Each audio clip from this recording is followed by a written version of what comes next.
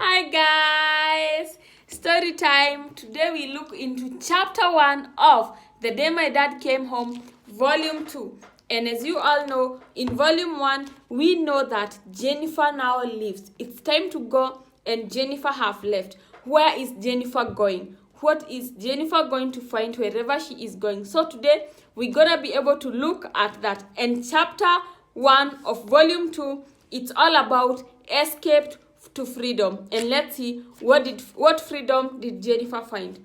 As I secured my place to live, I had to pinch myself a million times because I could not believe that I had a place to go, considering all of what had been done to me just 1 month ago. I was moving forward and I didn't care how I was going to pay anything. I didn't care. I just knew I had to go and do it so quickly that I confused everyone involved. So now Jennifer is decided.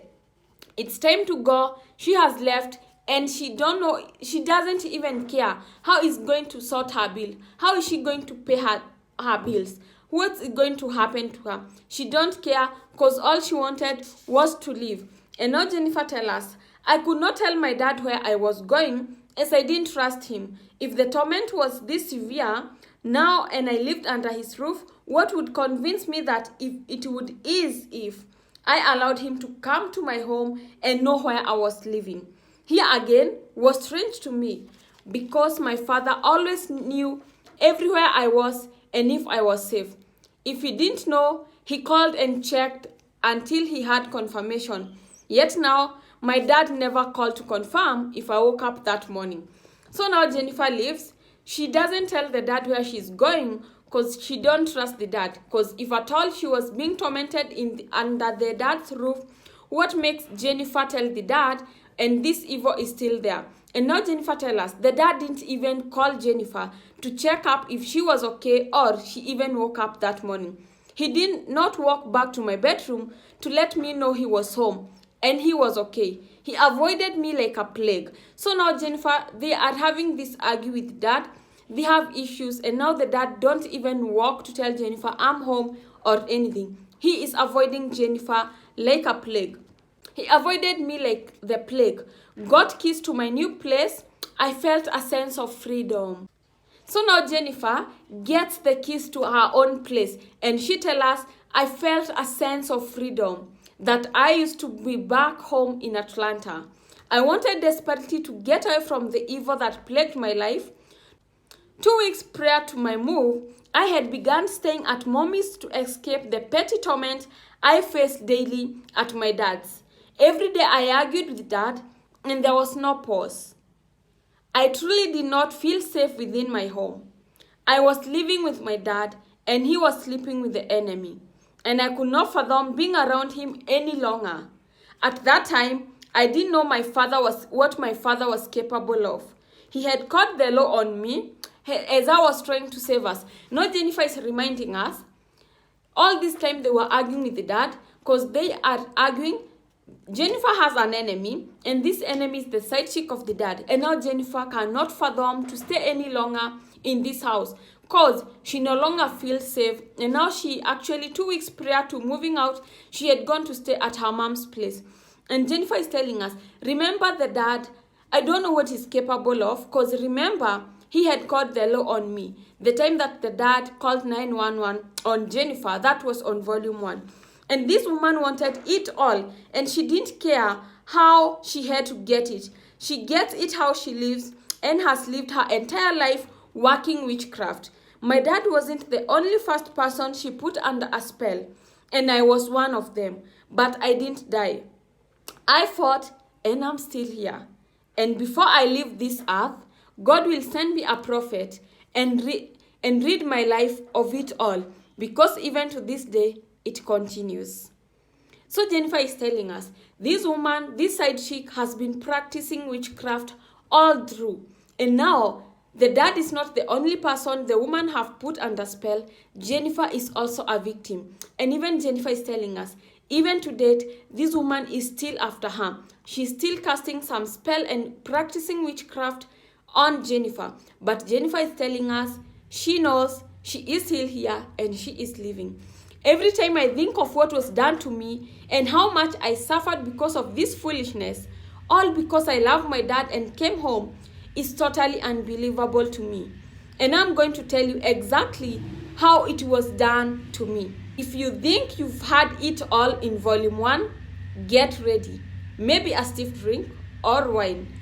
But you will know what was done to me and how it changed my life forever. So, if you thought you had seen all of it in volume 1, my friend, sit back, relax, cause you're gonna be able to know what exactly was done to Jennifer and how this changed Jennifer's life. The man who gave me life, who shaped and molded me into a woman I am, was not my dad and could not be trusted, and that bothered me as I slept in my bed downstairs. I could not feel safe in our home, even if it was downstairs. He still had access to me, my room, and I didn't know to what degree he would obey this side chick. So Jennifer is telling us the father, the man who brought up Jennifer, the man who molded Jennifer, is now a stranger. Because now Jennifer no longer feels safe around the dad. She don't know at what extent is the dad going to obey this side chick and what's gonna happen to her. And now in her home, Jennifer don't feel safe at all. I totally felt uncomfortable and unsafe no matter how hard I tried. I couldn't get the uneasy feeling to leave me. My mommy protected me and allowed me to stay at her home to keep me safe. She couldn't believe what my father had done to me. She desperately tried to defend some things he did, but there was no excuse. When she told me of the dream she had of picking up a flower in our yard and dying, God spoke to her in that dream and told her to save her child, and she listened to God. I had never seen my mom so shocked and scared as she told me about the dream. She was visibly shaking as she told me the side chick was trying to kill me. I believed every word she said. After all that was done to me. So now Jennifer is not safe, and now the mom is here. Jennifer's mom had a dream to save her child, and now she is okay, taking Jennifer in and protecting Jennifer. And she is telling Jennifer, I had this dream and the side chick was trying to kill you. And now Jennifer could not doubt any word that the mom said, depending or following all that was done to Jennifer. And now Jennifer is giving us a reflection here, and she tells us, recalling the incidents that had happened, I remembered and thought about my back. What Michelle said, that's how they entered you. The quickest solution was my mommy could come up, was for me to come stay with her until I moved out of my father's house. She didn't trust him or his side chick, and that dream was the confirmation she needed. And the confirmation I needed to know that my life was in danger. No matter what I said about my dad on any given day, mommy always told me, just believe in God and you'll be all right. Be warned. But warned me repeatedly with every conversation to remember, he is not your dad. I stayed in constant contact with Ma and told her everything that was going on with me. So now Jennifer is at her mom's place because now the mom understands this is weird. This is strange. Jennifer, this is not your dad. And all you need to do, you need to stay safe because the side chick is after you, practicing witchcraft. And I had this dream, and Jennifer, this side chick is trying to kill you. So now Jennifer is now understanding things, and she is glad that the mom is here to protect her, and now she has a place to stay. And also she has Ma to talk to in everything that she's experiencing. She has Ma and she's telling Ma everything. And Ma keep warning Jennifer. Jennifer, be warned. These people, this side chick is dangerous.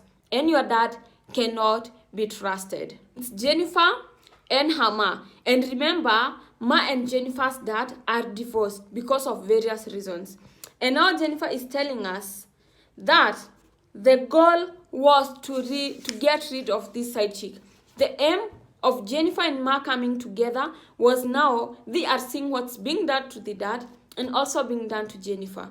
And now the goal is to get rid of this side chick so that Ma could come back home. And she tell us, but it was much deeper than that.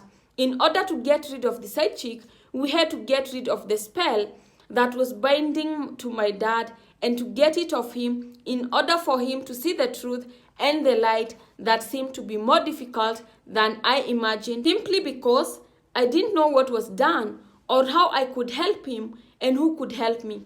So Jennifer and Ma are trying to get rid of this side chick, but to get rid of this side chick, they need to get rid of the spell. And the spell is the spell that is casted to the dad so that the dad now can come into the light and to start seeing things, know the truth, and understand what's happening and what has been done to him. But Jennifer don't know how are they going to do it or who is gonna help him. And Jennifer is telling us, days filled with heated arguments after heated arguments and the blame game. My father accused me of threatening to kill him, and I was in a blur. I could not remember what happened the day of my arrest, therefore. I argued incessantly, saying that he was lying on me. He blamed me for going to jail. I blamed him for listening to SideChick and calling the police on me and being under the spell. I had no respect for him after what he did to me, and I wasn't going to let him slide. He deserved every word, and I was going to make sure he understood my pain. So Jennifer is frustrated, and they are having these blame games with the dad. The dad is blaming Jennifer for everything, threatening to kill him, and all this. Jennifer is, on the other hand, blaming the dad for going to jail, listening to the side chick, allowing himself to be under this spell, and all that. And Jennifer is telling us he was so bitter. She was so bitter with the dad, and she wanted to make sure that the dad understand every pain that he caused him. And guys, let's find out, is this spell going to go away? Are Jennifer and Mom going to get rid of this side chick, or what's gonna happen next? Because now Jennifer is out of home, she is with Ma, at least she has someone to talk to, and they are trying to get rid of the side chick. But for them to get rid of the side chick, this is deeper than they thought, because they need to get rid of the spell. They don't know how the spell was casted, and they don't know who is gonna help them or even how to do this. So let's find out on chapter 2 what's gonna happen now, because now the blame game is on and they want to get rid of this side chick. But let's find out, are they going to do it?